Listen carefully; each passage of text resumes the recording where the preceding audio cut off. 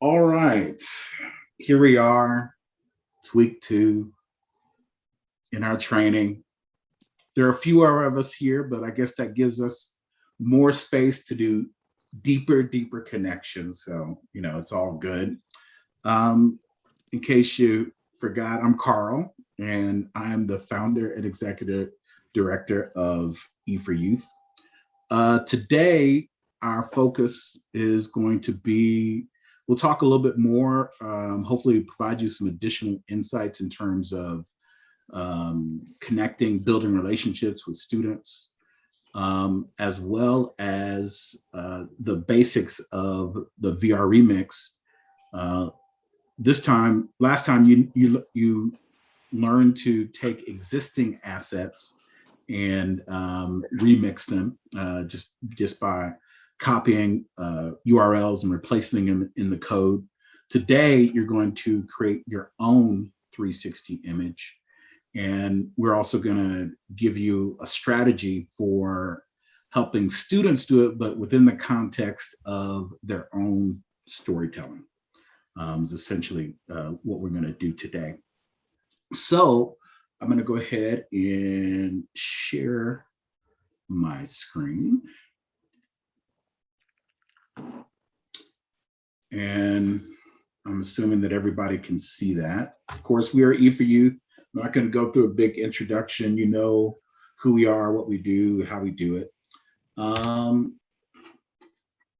But of course, we're here for the Austin Digital Heritage Project. And the focus of this project is to really help youth of all ages, particularly elementary and middle school students around the city, really be able to explore their family histories, tell their own stories, really, and introduce them to some coding and digital literacy basics. And ultimately, we want to also be able to provide these students with tools such as headsets, computers, broadband connections. And we're going to continue to work with our partners as we continue to build our roster of partners to do that. So today, really want to go a little bit deeper into our approach to building relationships with students and really helping them use their creativity to get in the zone, if you will, but also help them start to take the lessons that they learn in expressing themselves and telling their stories and being able to apply them to lots of different situations that they go through in their lives. And so this presentation, brief presentation here, is called Operationalizing Emotional IQ. We're very fortunate at E4Youth is that we have a new president by the name of Eric Collier. He's a former IBM executive. He's now an executive coach, and he also has an extensive background in neuroscience. And what I realized after talking to Eric for a while and him learning about our programs is that, we kind of go off of our gut and what we think works, but there is actual science that backs up what it is that we do. And hopefully, our goal over the long term is we're developing what's called a digital dashboard. And we're really trying to develop metrics where we're able to measure students' progress, because we really feel like if you're able to help students unlock and acknowledge their identity, that's the gateway to where you're going to start to really see high achievement. Psychologists talk about developing a secure emotional attachment. If you don't develop a secure emotional attachment, then that really makes it difficult for learning to occur, right? And so many times our students have gone through, they call them ACEs, adverse childhood experiences, some types of trauma, if you will, especially in today's world. I don't know any student that is not going through those things. And if you take, in addition to that, being primarily youth of color and all of the things that they have to negotiate and deal with, chances are most all of the students that we're dealing with have had some type of adverse childhood experiences. And so this is we don't really talk to the student necessarily up front about all the science and stuff that belies what we do, but this is to kind of help you all and hopefully suggest some tools or approaches that you can do to help them improve. Now, operationalizing emotional IQ, the definition is the ability to use your mind and your ability to feel to respond to situations using prior learning, real-time observations that create internal and external stimuli as sources of information and input to critical thinking that leads to effective action. Now, basically, stuff happens, right? And we're always going to be dealing with stressors. And what this is really about is how do you start to develop habits, traits, if you will, that will help you be more effective in those stressful situations, okay? And this is important, and I'm still, I got, in all honesty, I'm still learning this. So, bear with me, but emotions and feelings are not the same, okay? Emotions are energy in motion, and feelings are a report Carl, I'm so on the sorry. state that the body is feeling. Carl, Okay? I'm so sorry. Carl, there's somebody in the waiting room. I'm sorry. Can we, co-host, can we let those folks in? I got it. Cool. All right, thanks. So that's a very, very important distinction.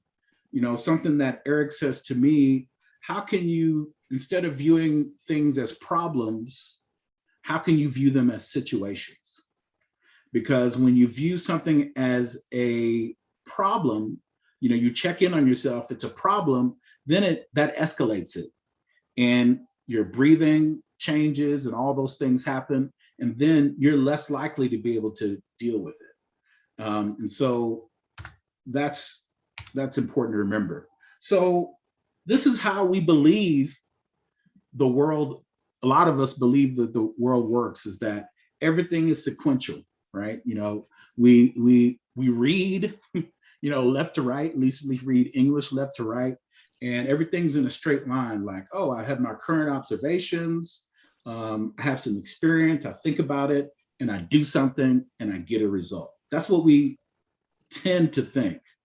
But actually is that there are all these other things that belie what seems like a linear process, that if we start to get in our feelings a little bit too much, right, then we start to go into this, we start to view things as a threat, and then we go into this fight or flight type of thing. So we may shut down, we may act out. It all depends on the person and the situation. And you see this happen with students all the time. I used to be a reading and math teacher, and a lot of times the kids that are acting out is because they don't feel comfortable with the subject matter, right? Maybe they don't read as well as they feel like they should. And so they develop these things as defense mechanisms, right? And the idea of giving them something that they're really familiar with makes them feel comfortable, so they don't feel what they're doing, they don't feel threatened in what they're doing. And if they have success with that, eventually they can apply that success to other situations that they have. So you have, your internal or external stimulus. I got a phone call and something's happening with a friend of mine. And then you have your prior learning, like, well, what has this friend had this issue before? Is this out of the blue?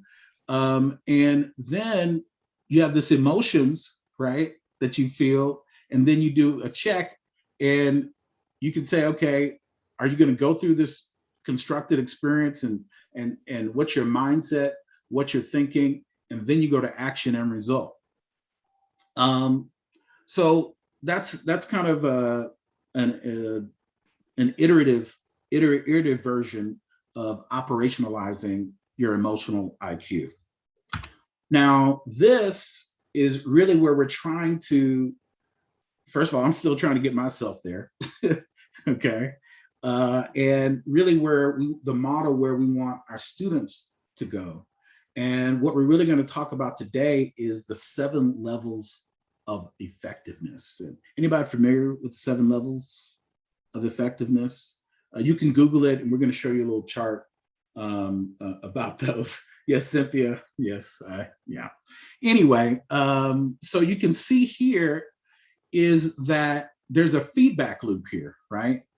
Is that you do something once, you get your constructed experience, but now that you're really trying to develop a growth mindset about and you think about it, and you take it through this filter of the 7 levels of effectiveness, and then you start to get to hopefully better results. And you'll notice here, let me go back. You'll notice down here is that these feelings, you really want it to be a neutral type of feeling, if you can, right?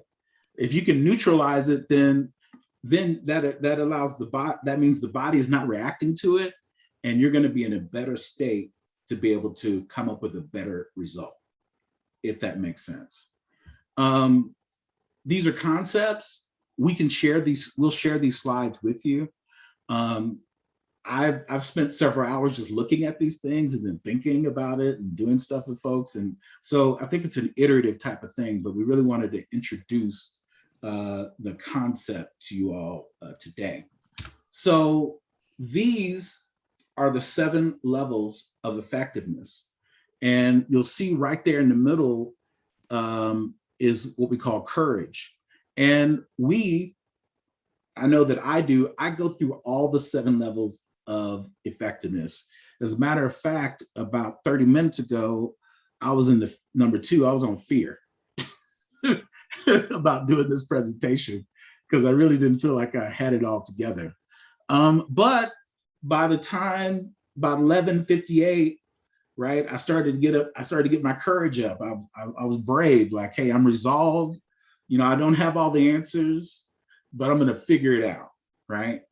And so the idea here is we all go through this, and by acknowledging where you're at in these 7 levels, then you can figure out, hey, do I want to stay here?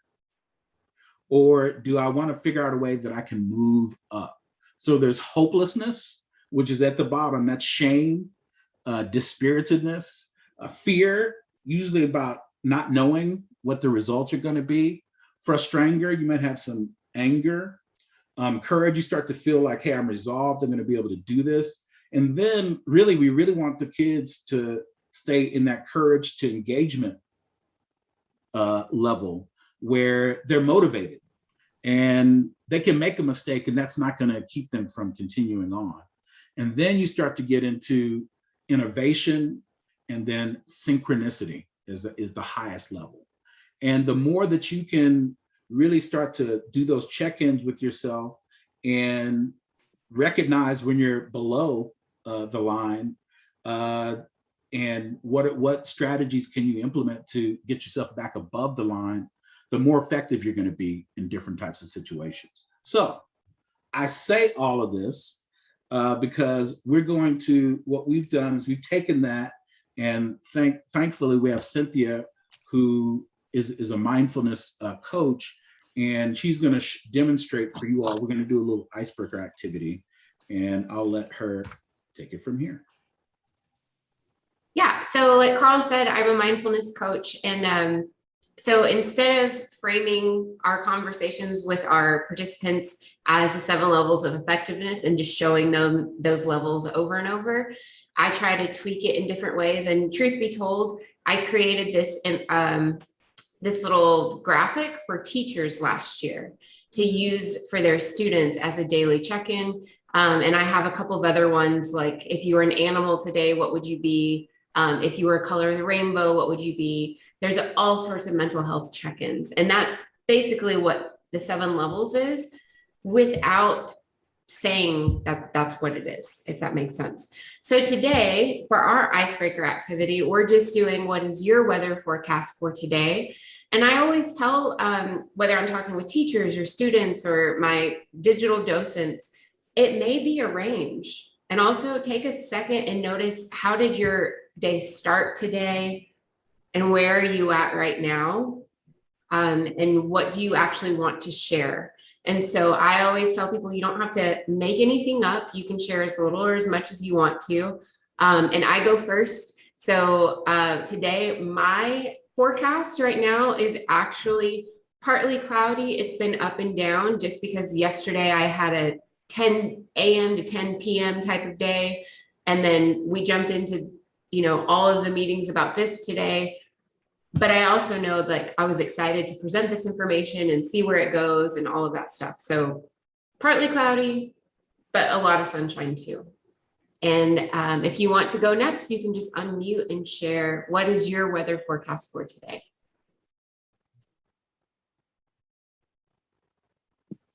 I guess my weather forecast is also partly cloudy. I have a very packed day and I'm trying to get through too many things before tomorrow. So yeah, it's partly cloudy, definitely. Awesome.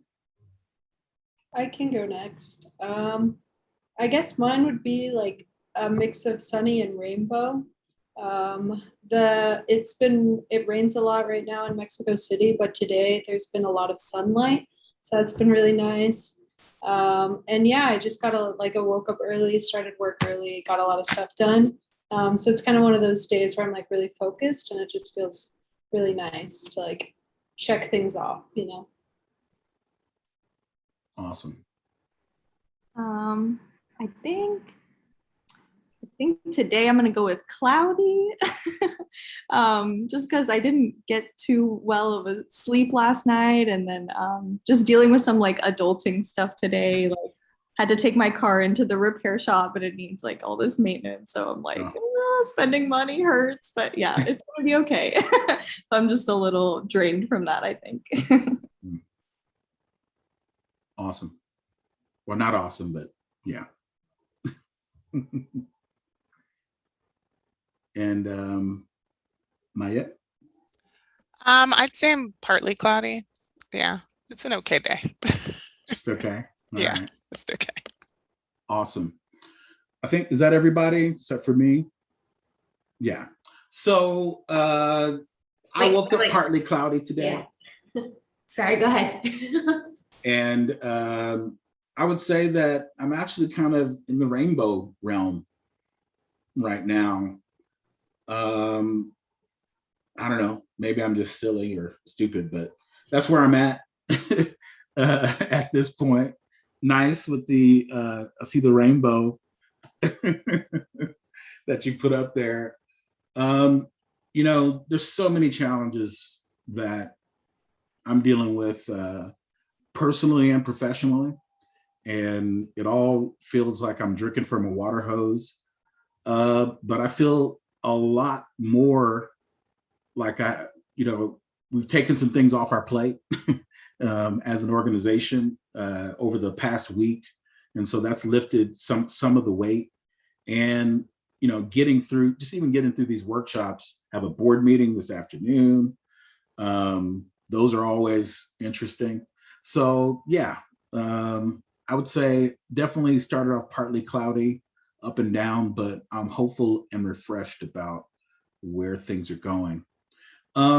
If you're working with students, when they talk about these things and you have to use your judgment, that may be a way for you to be able to say, okay, you may want to follow up with them outside of the group, right? If they, maybe they had something happen in their family or they're distressed about something. And those are also teachable moments, right? Where if somebody's willing to share And then just for a couple minutes, even just talk about strategies about how they might be able to deal with that, right? And so again, just by doing that, checking in with folks and actively listening, and they, you know, we all have our own doo-doo detectors, right? We know when somebody really is engaged or cares about us or not, right? And so again, how do you teach people and not subjects? And so we wanted to do that activity for you all today to just help give you some ideas about that. So now we're moving to the next phase of our lesson or activities for today.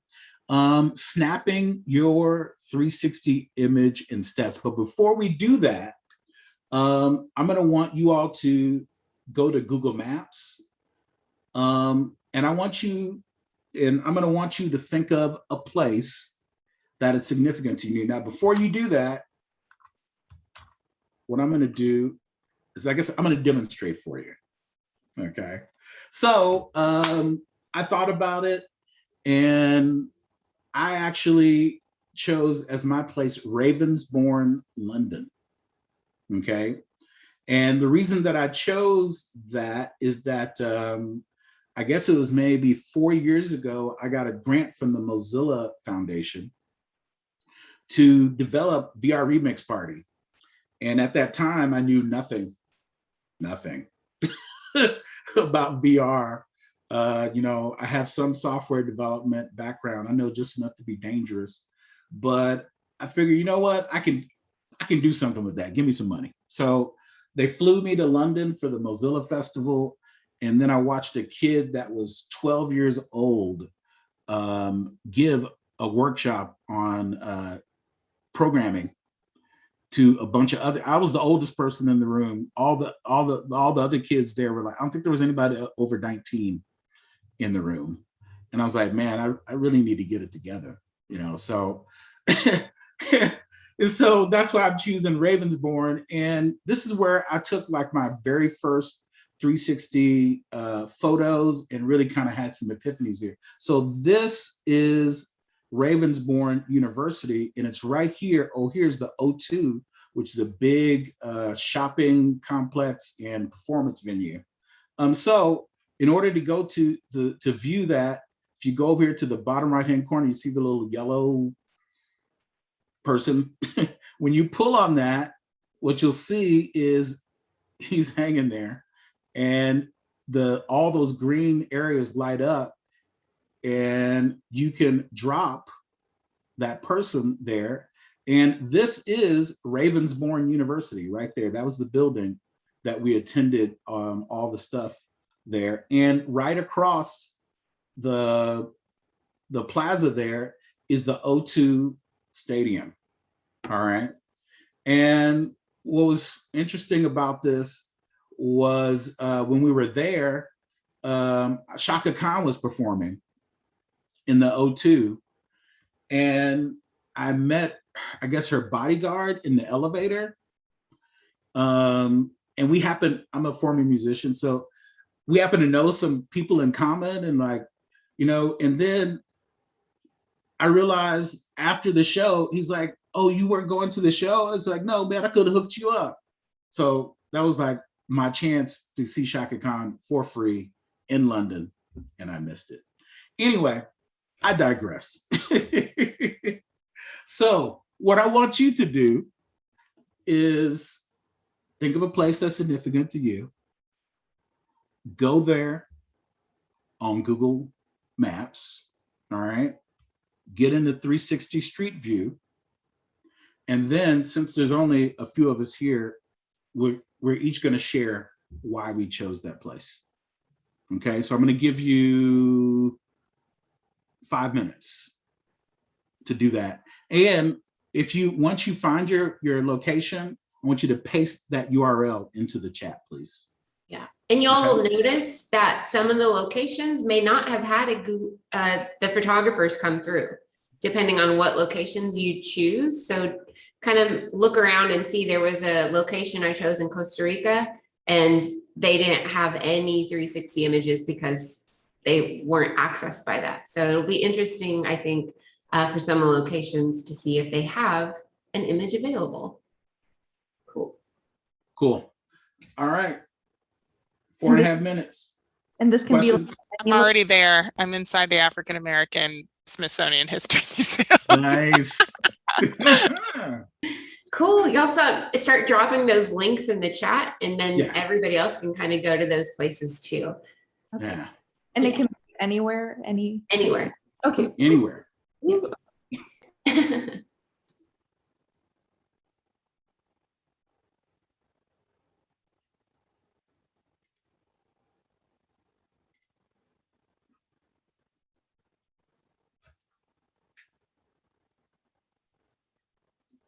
We need music, Cynthia. You know, like interim music or something. Oh my gosh, my mouse isn't working, but I got some music. I have my ambient. Oh, somebody's trying to get in. Okay, I want to say they just got in there. It's all good. Yeah, I've been keeping an eye on it, I promise.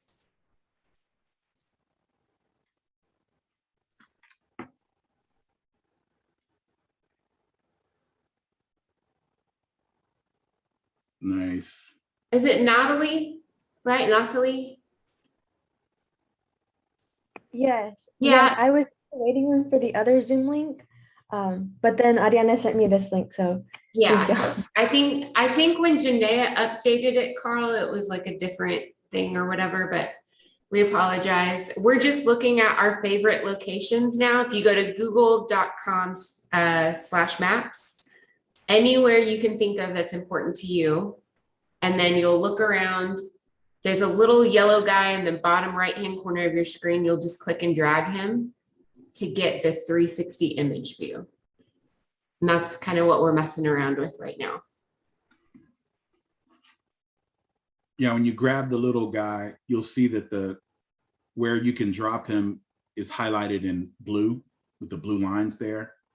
And once you drop him, you'll be in that 360 street view like that. Got about, 2 minutes?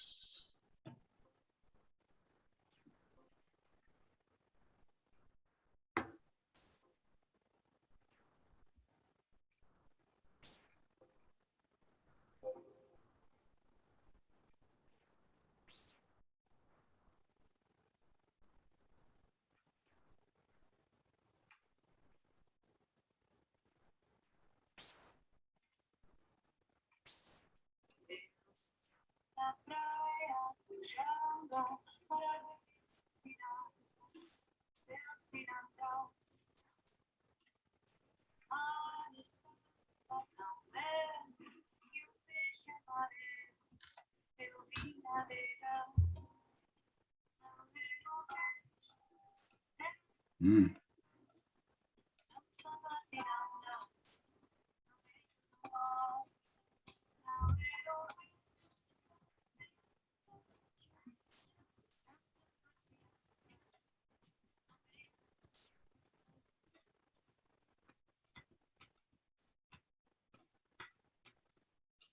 Awesome. So we're going to go ahead and get started. Mayette, and I pronounce your name correctly, please. Okay. All right. Right. Great. So Mayette, why don't you tell us what you chose? I know you said it, but tell us what you chose and why you chose it. Okay, so I went to the African American History Museum from the Smithsonian one. I think it was back in 2017, in December of 2017. I had the privilege. My parents live in the DC area, so they got my husband and I tickets to go, and it was so transformative. You know, I know a lot of the history of African Americans in this country, but that museum is the best museum I've ever been to. It's really, really well done. There's so much information and it's really immersive too. I don't recommend small children going, they will not be interested. And I think teenagers, it's good for teenagers, but probably not anybody under the age of maybe 14, just because there's a lot of reading and it's a really heavy content. So if you do bring younger kids, I would recommend they go to the upper floors and not the lower floors, which are really, they get really deep. So that floor right there, I think, is some of the upper floors. It was really amazing. I mean, there are certain things, but until you see, it doesn't hit you with a full impact. So there's this wall with all these brass plaques. It's in the very lowest level when you're first starting with the beginnings of the transatlantic slave trade. And it has all of the ships. It'll have a name of a ship that brought over people in bondage. It'll have the number of people that started on the ship voyage and the number that actually made it, because so many people died. Wow. Like, there were ships, they would lose 50 to 80% of their cargo. And it was just shocking and horrifying. But it was like you saw it and it was like, wow, this is really hitting home. And there were so many people, everyone was so respectful there. It was really great. It didn't matter what their ethnicity was at all. It was almost like being in a church in a way, because everybody was just experiencing this this experience, but they were all very reverent. So many people had aha moments just even around me. There was just one poor guy, this poor white guy, and he was next to me and we were going through the lynching section, which is it's a rough section. I was prepared because I've been to the African American Wax Museum in Baltimore, which is very traumatizing. I've never recovered from it. But he had never seen any of those things. And so his aha moment was then, and I just remember he was next to me and he was just like, oh my God, he was just so horrified. And then my husband's aha moment, like he knows things as we talk about stuff, but there's walls that list all the Black codes, all the Jim Crow laws by state, and when they came into being, and just like all these ridiculous laws. And he was just like, what the H to the E to the double L? And so that was, and then I didn't know about the Green Book. I didn't know about the Green Book until I went to the upper floors. And then I asked my parents about it. And my mom was like, well, actually, there was a lot of publications, not just the Green Book, but there was a ton of publications that were like that, so that you could get safely through the South when you were traveling. And so it was just a really great experience. And I think everybody should go there, because I think it'll just really open your eyes to some of the history of this country. And also, by the way, one of the floors that they show, Martin Luther King Jr., some of the last, right before he died, the things that he was really pushing for was to help the poor, no matter, which you might already know. I didn't realize this. And he was gonna put together a poor people's march. And he was assassinated right before it happened, and it still happened. The organizers put it together. But there's a lot of people who really believe he became a true threat when he was getting all these clergy from all these different religions together, and he was getting poor people from every ethnicity and race together to really fight poverty. And that's really when he was taken out. So like, he really, really wanted to change the world for a better place for all human beings. And I didn't know he was doing that. And that was just like another cherry on top of things to learn about Martin Luther King Jr. Sorry, I talked a lot. No, that was awesome. I mean, I guess what I want, that's something that you're passionate about, right? Yeah. You didn't have to manufacture anything. No, it was amazing. Yeah. So that's what we want the kids to be. Mm-hmm. Right. And then when they make something where they're really in their flow and they're using higher level thinking, they're synthesizing, they're evaluating. Those are the higher level thinking skills, right? Yeah. So that's where you want the students to be. And so by taking them and like having them do this inquiry, and then making decisions about that and talking about it, you're really helping them develop those types of higher level thinking skills. Yeah. But in the context of all this digital literacy and finding information and all of those things. So that was really powerful. And you know, Martin Luther King Jr. actually wasn't all that popular with a lot of Black folks either. I know he was very unpopular right before he died. He was getting a lot of hate from every quarter. And then as soon as he was assassinated, oh, I love him. Okay. Yeah. All right. Anyway, we digress. So let me see. Next we have, who is this from? That's for me. Carla. Okay, Carla. What do we have here? Yeah, so this is kind of the biggest park here in what's a forest in the middle of Mexico City. Wow. And it was like one of the first places I went to when I first got here.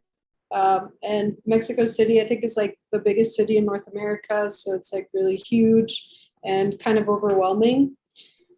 But yeah, I don't know. It's just like a really nice, huge forest, and it's really calming and peaceful. They have like a beautiful kind of water, like a little lake in the middle too. It's just really nice, and you can kind of escape the city. And it's kind of hard to like see any sky or like sunrise or sunset here because of all the buildings. So that's just a really nice place that I found and I want to go back to. But yeah, it's really beautiful. I haven't been to the zoo yet, but apparently the zoo's free, which is really cool. Okay. I guess. I don't know. I kind of feel weird about animals in captivity. But I mean, yeah. Yeah, I feel you. Awesome. Do you know who this is a statue of, or? I don't. I was trying to zoom in on like the Google Maps. I wasn't able to figure it out. Yeah. Cool. All right. And I know we're starting to run a little bit short on time. Let's see who's next. If I can actually copy that. It's never easy, y'all. Copy, paste.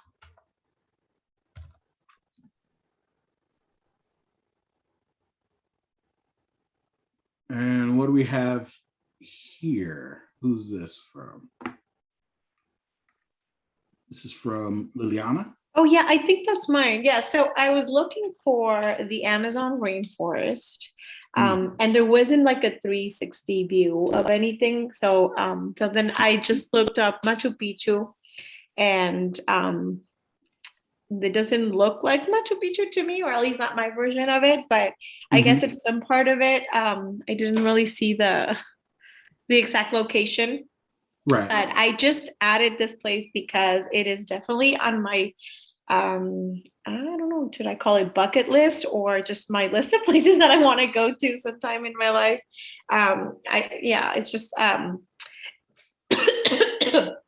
love alpacas and I've always wanted to see them in person and I just really want to go there. I don't know much about Peru, so I'm hoping to go and learn someday. So I don't have much to say about this. Okay. Other than I really want to go there. And I will go with Ariane someday, hopefully. Awesome. So because we're running a bit short on time, not all of us going to be able to share. But I at least wanted to demonstrate for you how it's very easy to get somebody in the zone. And because we're all storytellers, really, is what it boils down to. So you could record them just on your phone talking about it. You could record just the audio, right? And then you have an image, which we're going to show you how to snap here in just a minute. And you have audio. You put those, upload those, copy those URLs, replace them, and then suddenly you have another experience, right? So it's a pretty cool thing that we're able to do. So next up, so once you have the URL for your place, and each of you have a URL for your place. What we're going to do is we're going to teach you how to snap the photo of that. And so if you haven't, you want to go to iStreetView.com, and what will come up is something like this, okay? And just to give you an idea, let's take, and it does have to be something on Google Maps, actual place on Google Maps. So the 360 image that you had inside the African American History Museum is probably not going to come up on it. But if you do, and then you go to this website, what you can do is go here over on the left-hand side. It says load a panorama. And so there's the URL that you go to in your web browser. And every view that you look at in Google Street View has what we call a panoramic ID. And the software that you downloaded is essentially, it takes that panoramic ID and then allows you to download a JPEG or another image of that location. Was everybody able to download the Street View app? I was able to download it finally, yeah. Okay. And everybody else good? To download the app, or can you just use the website? So that's a good question, because it's two different things. So to create the panorama ID, you use the website, but to create the image, you have to have the app. So Yes. and there's a little thing on the left-hand side that says Street View download app right underneath your Carla. Yeah, you can do that. So if I take this URL and I hit load, you'll notice here, right? There's that place. And up here, I just copied the panoramic ID of that. So that's what I need. So once you do that, you can go here, over here, if you haven't downloaded, and download Street View, but I've already downloaded it. And what I'm going to do, so I'll go in here and you'll see, make sure you pick a place that you're going to save it. And I'm going to just say water for right now, water.jpg. And I'm going to paste that panoramic ID. This is important, is that you probably don't want the 13,000 by 6,656 pixels one, because it's going to be super huge and may not upload properly. So I usually choose the middle one, which is 3328 by 1664. And then you hit download panorama.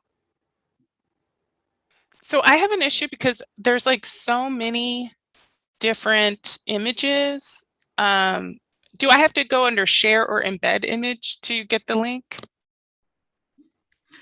Actually, well, if you already have the image, do you already have the image? Like download it? It was like the out. So I think I figured it out. So my screen's a little bit different because there's so many images like related to the museum. There's like an arrow like where you got the URL. If I click that little box, it actually takes me back to just the map. But there's three little dots, and I think I figured it out. I think I've copied the link. We'll see. Well, so in that case, if it's not on Google Maps, then you should be able to just right click and download that image. Okay. Okay. Gotcha. Like save as or save image as. Okay.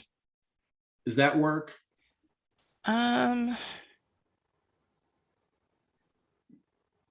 Let me see.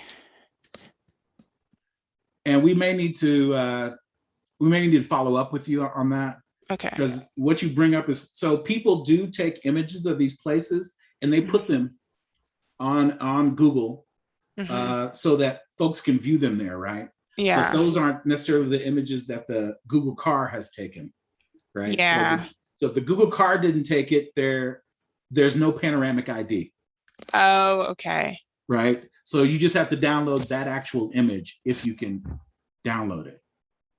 if that makes sense. Mm-hmm. And when you're working with students, a lot of times what may happen is that they may may just have the URL from them, and then you go download the image for them. Because it's just all sorts of things we have to deal with.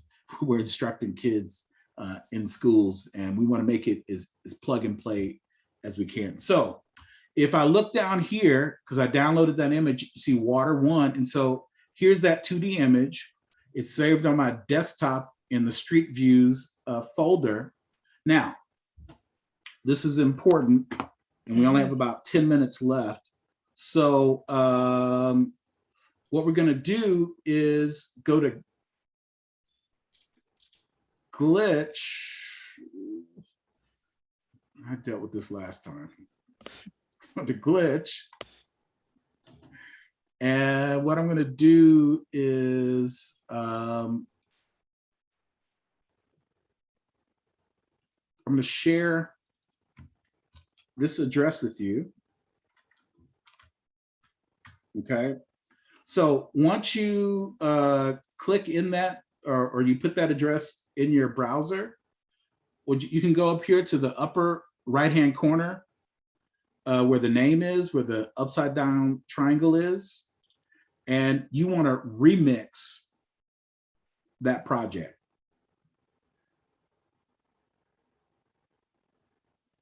Let me know if you have any issues with that. Could you show that process again? Sorry, I'm still No problem. downloading things. No problem. So I got so you have that URL, and actually I'll even pull it up in a completely different browser. So you paste that URL, it's going to show. And so over here it says remix to edit. So I can remix, so I can click there, or I can go on the upside down triangle to remix project. So I'm going to go here, remix project.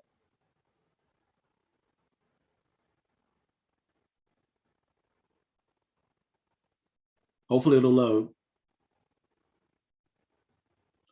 Okay, now, so right now, if I go to show, this is a beach in Costa Rica Cynthia picked out earlier, and it's Samar Beach.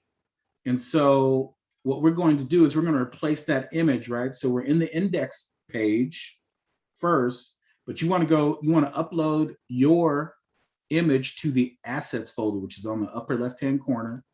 So go to assets, and there's a couple, and if you can find your folder that you've downloaded that image in, there's mine, and I just drag and drop it, and it's there. You can, if I scroll down to the bottom, you can see that it's there. But you can also, if you're up here, you can go to upload asset and upload it that way as well. But once it's there, click on your image, copy the URL, go back to the index page, you find your image tag, and then you want to go in between the quotes after source, paste, you replaced it. Now, when I go to show, it's not Samara Beach anymore, it's Peru. And I can go here and say Peru, I go to show, and now it shows up as Peru. Does that make sense? Was everybody able to get their image uploaded? No, I downloaded the image and it's just a link to online. So I'm trying to figure that issue out now. I'm having issues downloading because like I moved it into my applications folder and everything. And then when I try and open it, it says it cannot be opened because it's from an unidentified developer. And I know there's instructions for that on the website. So I'm trying to do what they say to do, to like right click it and then click open, but it's still giving me the same error. So I don't know. So you're trying to open the image? No, I've been trying to download it, Street View, this whole time, and it keeps giving me Street View cannot be open because the developer cannot be verified, and it won't. Oh, okay. Yeah. You know, I think that that issue has come up before. I know that our digital docents, we had that issue, and I think we developed a workaround for that, but I don't have that handy. So my sincere apologies on that. What was your image, by the way? Let me see. Or what was your place? I guess I should say. It is the Geneva water fountain. I put it in the chat again. Okay. Yeah, it's this really beautiful place in Geneva that's very like nostalgic for me and reminds me of just pure happiness. So Cool. So let me go ahead and load Panorama. So is that it? yes, yeah, that's it. Okay. So I've loaded it and take it, copy panoramic ID. We go here, load the panoramic ID. I'm gonna call it bridge. Download. Okay. And I'm gonna go here. And I'm gonna try and put that in the chat to you. Okay. Yay, thank you. Will it So let me for do the- that? If you're doing load panorama from URL, you're just copying and pasting like the website, right? Yes, just the URL. Okay. Right. So you're loading the URL so you can get the panoramic ID. Okay. Were you able to get that image? Yeah, I'm downloading it now. Great. I had to do a screenshot capture of it, so we'll see if this works. Yeah. And so we are going to develop a, repository of lessons and tutorials. So that is something that we're starting to work on. And as these issues come up, and they're inevitably going to come up, let us know, and we're happy to set up some time with you individually and troubleshoot on that stuff. Okay.